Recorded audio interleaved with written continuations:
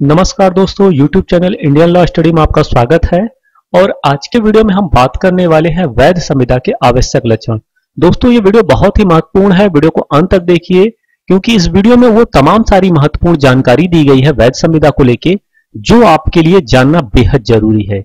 वो आप किसी भी एग्जाम की तैयारी कर रहे हो, ये वीडियो बहुत ही महत्वपूर्ण है, तो वीडियो को अंत तक देखिए। यदि अभी तक आपने हमारे चैनल को सब्सक्राइब नहीं किया तो चैनल को सब्सक्राइब कर लीजिए और बेल नोटिफिकेशन को प्रेस कर लीजिए ताकि आने वाले हमारे नए वीडियो मिले आपको सबसे पहले। तो आइए शुरू करते हैं।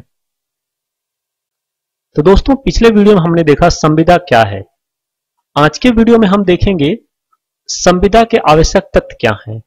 अधिनियम की धारा 10 के शब्दों में सब करार संविदा हैं यदि वे संविदा करने के लिए सक्षम पक्षकारों की स्वतंत्र सहमति से किसी विधिपूर्ण प्रतिफल के लिए किसी विधिपूर्ण उद्देश्य से किए गए हैं और एदाता द्वारा अभिव्यक्त शून्य घोषित नहीं किए गए हैं। अतः एक वैध संविदा के निर्माण हेतु निम्नलिखित तत्व विद्यमान होने चाहिए। आज हम इन्हीं तत्वों पर चर्चा करेंगे।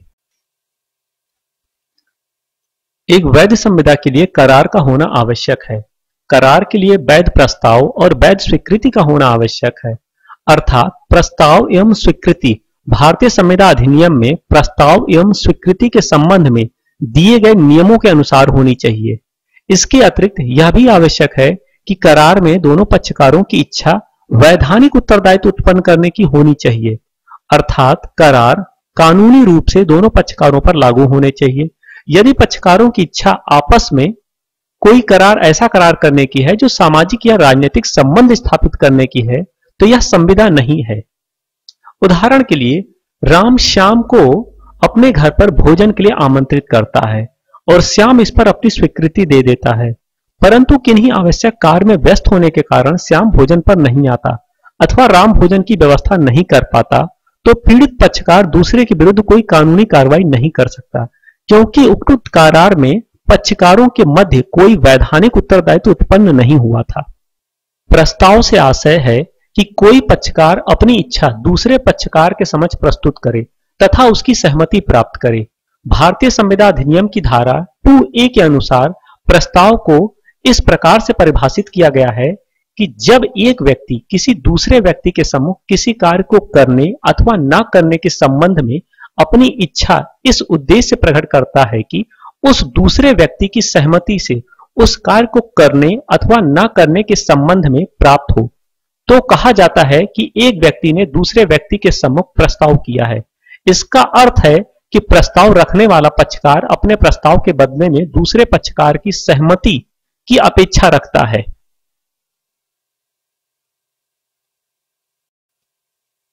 स्वीकृति से आशय है कि जिस व्यक्ति के सम्मुख प्रस्ताव रखे गए हैं वह व्यक्ति उस प्रस्ताव को स्वीकार कर ले। दूसरे शब्दों में उस प्रस्ताव की सभी शर्तों से वह व्यक्ति सहमत हो जाए। भारतीय संविदा अधिनियम की धारा 2B में वर्णित है कि जब वह व्यक्ति जिसके सम्मुख प्रस्ताव रखा गया है प्रस्ताव को अपनी सहमति प्रकट कर देता है तो यह कहा जाता है कि प्रस्ताव स्वीकार कर लिया गया है। उदाहरण के लिए, राम अपने उत्पाद को 500 रुपए में बेचने का प्रस्ताव श्याम के सम्मुख रखता है और श्याम वह उत्पाद बताए गए मूल्य पर क्रय करने के लिए सहमत हो जाता है। अब राम को अपना उत्पाद श्याम को बेचना ही पड़ेगा और श्याम को उसका मूल्य चुकता करना ही पड़ेगा। यदि दोनों में से कोई भी एक पक्ष अपने वचन को पूरा नहीं करेगा तो दूसरा पक्ष वैधानिक रूप से दूसरे पक्ष के ऊपर उसके वचन को पूरा करने वाली वैधानिक कार्रवाई करा सकता है। दूसरे शब्दों में कहा जाए तो करार दोनों पक्षों पर वैधानिक रूप से एक समान लागू होते हैं। यदि ऐसा नहीं है तो करार संविदा का रूप नहीं ले सकता। इस आधार पर हम कह सकते हैं कि करार विधि द्वारा परिवर्तनीय होते हैं। इस बात को धारा 2H में परिभाषित किया गया है। पक्षकारों में संविदा करने की क्षमता होना। संविदा की वैधता के लिए आवश्यक है कि पक्षकारों में संविदा करने की क्षमता होनी चाहिए। भारतीय संविदा अधिनियम की धारा 11 के अनुसार प्रत्येक व्यक्ति संविदा करने के योग्य है जो वयस्क है, स्वस्थ मस्तिष्क के हैं और विधि द्वारा संविदा करने के लिए अयोग्य घोषित नहीं किए गए हैं। यदि किसी करार का कोई पक्षकार अवयस्क है अथवा अस्वस्थ मस्तिष्क का है अथवा विधि द्वारा संविदा करने के लिए अयोग्य घोषित कर दिया गया है तो वह करार संविदा का रूप धारण नहीं कर सकता क्योंकि इन व्यक्तियों का करार के संबंध में व्यक्तिगत रूप से कोई धातु उत्पन्न नहीं होता। दूसरे शब्दों में हम कह सकते हैं कि एक अवयस्क या अस्वस्थ मस्तिष्क का व्यक्ति या विधि द्वारा संविदा के लिए अयोग्य किए गए व्यक्ति जैसे राष्ट्रपति, विदेशी राजदूत, दिवालिया आदि पर वचन पूरा करने के लिए न्यायालय में वाद प्रस्तुत नहीं किया जा सकता। उदाहरण के लिए एक अवयस्क आ अपने लिए बा से 1000 रुपए उधार लेता है और 1 माह में लौटाने का वचन देता है। यह एक वैध संविदा नहीं है। ऐसी स्थिति में आ अपने वचन से मुकर जाता है तो बा के पास कोई उपाय नहीं है कि वे अपनी धनराशि प्राप्त कर सके। पक्षकारों की स्वतंत्र सहमति।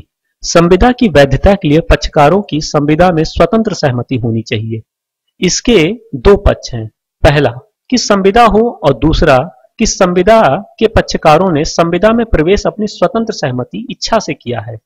स्वतंत्र सहमति तब कही जाती है जब संविदा के पक्षकारों एक बात पर एक मत से सहमत हों।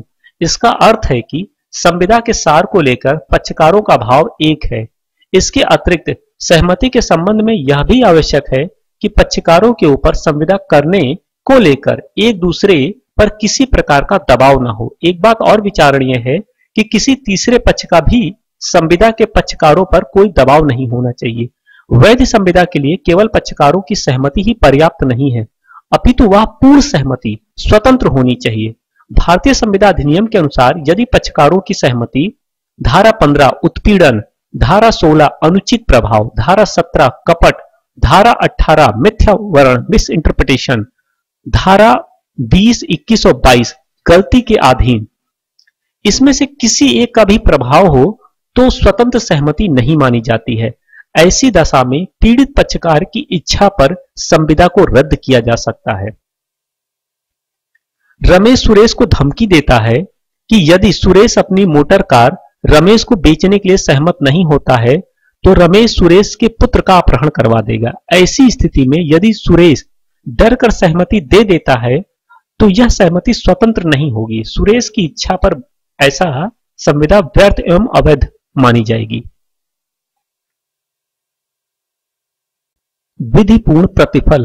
प्रत्येक संविदा का प्रतिफल होना चाहिए और प्रतिफल विधिपूर्ण होना चाहिए। प्रतिफल का आशय है बदले में कुछ प्राप्त होना।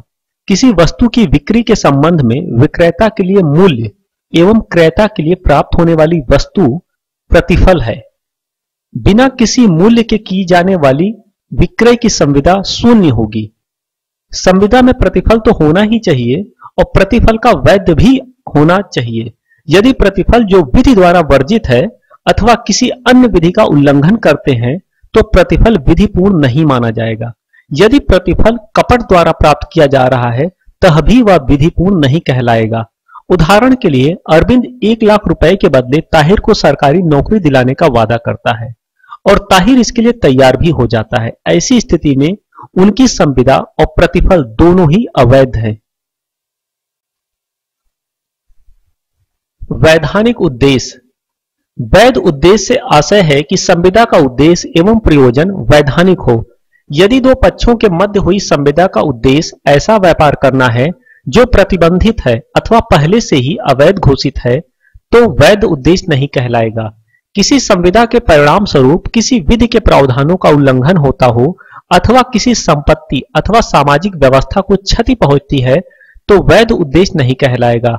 यदि कोई अनैतिक व्यापार या क्रिया की जा रही है तो भी वह वैध उद्देश्य नहीं होगा। लोक नीति के विरुद्ध भी कोई व्यापार हो रहा हो अथवा उसका उद्देश्य भी अवैध होगा। अवैध उद्देश्य वाली संविदा शून्य होने के साथ साथ अवैधानिक भी होती है। अतः संविदा का उद्देश्य वैध होना चाहिए।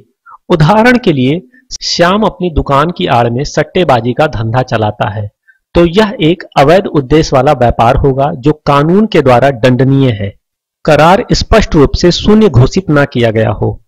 एक वैध संविदा उसे कहते हैं जो किसी भी प्रकार से वैधानिक प्रावधानों का उल्लंघन न करती हो। यह अब तक के अध्ययन से हम जान चुके हैं। कुछ ऐसी भी संविदाएं हैं जिनमें संविदा के सभी तत्व जैसे स्वतंत्र सहमति, प्रतिफल इत्यादि होते हैं पर उन्हें भारतीय संविदा अधिनियम स्पष्ट रूप से शून्य अर्थात व्यर्थ घोषित करती है। ऐसी संविदा शून्य होने के साथ साथ कभी कभी अवैध भी हो जाती हैं।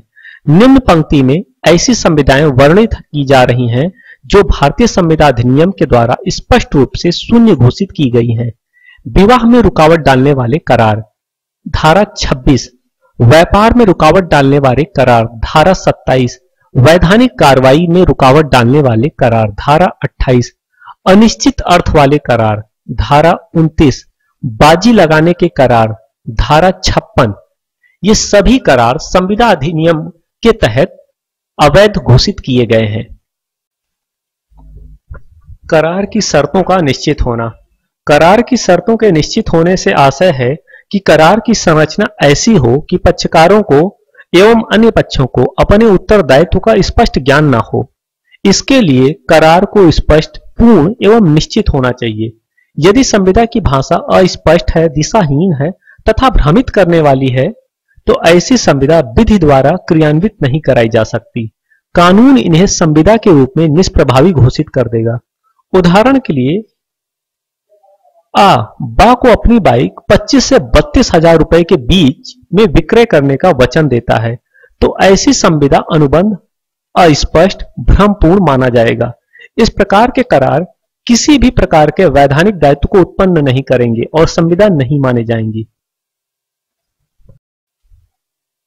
निष्पादन की संभावना होना।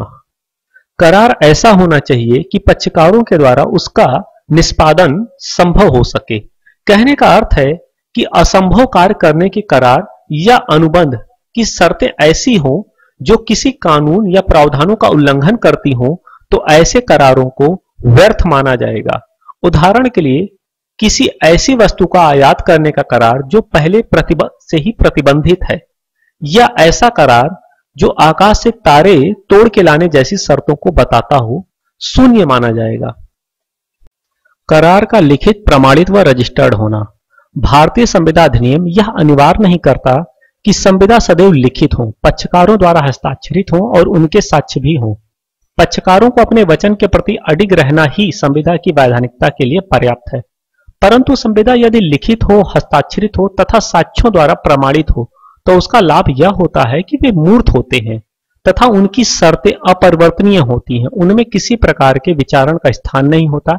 कभी कभी ऐसा भी होता है कि कानून किसी संविदा को तभी मान्यता देता है जब वह लिखित व रजिस्टर्ड हो।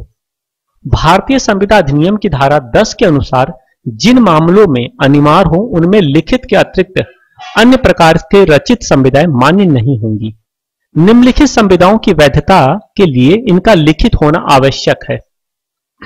अवधि वर्णित ऋण के भुगतान का करार, बीमा के करार, विनिमय साध्य लेख पत्रों से संबंधित करार, पंच निर्णय के करार तथा 3 या 3 वर्ष से अधिक के पट्टे का करार। इसके अतिरिक्त कुछ ऐसी भी संविदा हैं जिनका लिखित होने के साथ साथ रजिस्टर्ड होना भी अनिवार्य है। ऐसे करार निम्नलिखित हैं। बिना प्रतिफल के करार जो धारा 25 के अंतर्गत किए गए हों, संपत्ति हस्तांतरण अधिनियम के अंतर्गत किए गए करार, संपत्ति की भेंट संबंधित करार तथा गोद लेने के करार का लिखित होने के साथ साथ रजिस्टर्ड होना भी अनिवार्य है। आशा करते हैं दोस्तों आपको हमारा वीडियो पसंद आया होगा। यदि वीडियो पसंद आया तो लाइक करें, शेयर करें और यदि अभी तक आपने हमारे चैनल को सब्सक्राइब नहीं किया तो चैनल को सब्सक्राइब कर लीजिए और बेल नोटिफिकेशन को प्रेस कर लीजिए ताकि आने वाले हमारे नए वीडियो मिले आपको सबसे पहले। तो मिलते हैं एक नए वीडियो में, तब तक के लिए नमस्कार।